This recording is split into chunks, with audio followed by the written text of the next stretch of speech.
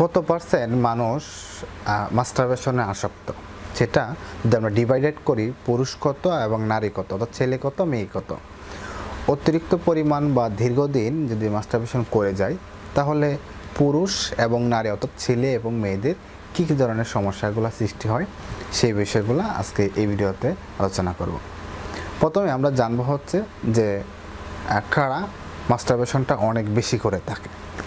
যেমন বিভিন্ন গবেষণায়, আমেরিকান বিভিন্ন গবেষণায় দেখা গেছে 14 থেকে 17 বছরের ছেলে মেয়েরা এই মাস্টারবেশনে সবচেয়ে বেশি আসক্ত থাকে।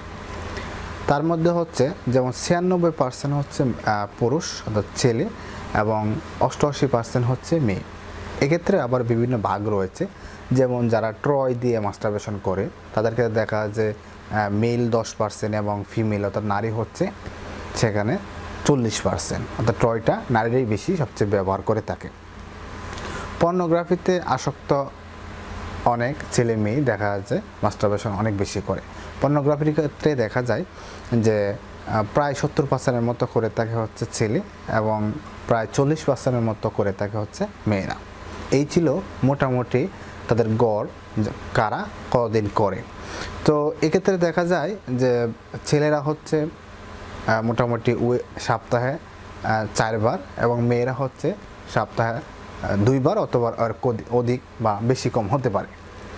এক্ষেত্রে মেজর প্রবলেমগুলো হচ্ছে যে ছেলে এবং মেয়েদের দুজনেরই বিভিন্ন সমস্যা হতে পারে। অতিরিক্ত এবং দীর্ঘদিন মাস্টারবেশন করার ফলে ছেলে এবং মেয়েদের অনেক বেশি সমস্যা হয়ে থাকে। ছেলেদের ক্ষেত্রে স্পেসিফিক কিছু সমস্যা রয়েছে এবং মেয়েদেরও ঠিক সেমই। প্রথমে আমাদের ছেলেদের যে সমস্যাগুলো হয় সেগুলো একটু জানবো। প্রথমে হচ্ছে হেয়ার ফল। বেশিরভাগ ছেলেদের দেখা যায় যে অনেক বেশি চুল পড়ে যাওয়ার এই সমস্যাটা থাকে অনেক বেশি। আর ছেলেদের ক্ষেত্রে বেশিরভাগ যে সমস্যাগুলো হয় থাকে যে লো স্পার্ম কাউন্ট, সিমেন্টের পরিমাণগুলো আস্তে আস্তে কমে যাওয়া বা ইরেকটাইল ডিসফাংশন হতে পারে। এছাড়া ব্রাইটনেস বা অনেক সময় দেখা চোখে কম দেখে বা ঝাপসা দেখে এরকম হতে পারে। মেন্টাল ডিপ্রেশন আসতে পারে, উইকনেস আসতে পারে, মেন্টাল ইলনেস হতে পারে। এছাড়াও বেশ কিছু কমন রোগ রয়েছে, যেমন হচ্ছে ইনফার্টিলিটি, পুরুষত্বহীনতা আসতে পারে।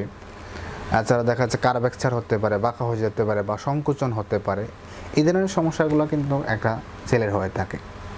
দ্বিতীয় সমস্যাগুলো হচ্ছে মেয়েদেরও কিন্তু কিছু মেজর সমস্যা রয়েছে এবং সেই সমস্যাগুলো দেখা যায় একটা মেয়ে দীর্ঘদিন মাস্টারবেশন করে গেলে সেই সমস্যাগুলো তার মধ্যে হয়ে থাকে। প্রথমত হচ্ছে মেন্টালি এবং ফিজিক্যালি সে অনেক বেশি ইমব্যালেন্স হয়ে যাবে। অনেকে বলবে যে আমার লো ব্যাক পেন অথবা কোমরে ব্যথা হচ্ছে, এই ধরনের সমস্যা। অর্থাৎ অনেকে বসে থাকলে বা শুয়ে থাকলে কোমরে একটু ধরা ধরা বা একটু ব্যথা হতে পারে। এছাড়া লো লিবিডো, যাদের অনেক বেশি মাস্টারবেশন আসক্ত তাদের হচ্ছে লো লিবিডো হওয়ার সম্ভাবনা থাকে অনেক বেশি। অর্থাৎ তাদের ভেজানার যে আশেপাশে যে লিকুইড আসার কথা, যতটুকু আসার কথা সেই সময়টা আসলে আস্তে আস্তে কমে যায়। এছাড়া সবচেয়ে বড় যে সমস্যা হয় সেটা হচ্ছে হার্মফুল ডিউরিং প্রেগনেন্সির সময় তার বিভিন্ন সমস্যা হতে পারে। এছাড়া হচ্ছে একদম ইমোশনালি ট্রমাটিকে চলে যেতে পারে যদি সে অতিরিক্ত পরিমাণ এই সমস্যাগুলো করে থাকে।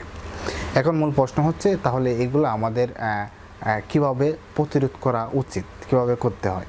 মূল কথা হচ্ছে এগুলো থেকে বেরিয়ে আসতে হলে অবশ্যই আপনার যে ধর্মেরই আছেন না কেন সেই ধর্ম অনুযায়ী আপনাকে চলাচল করতে হবে।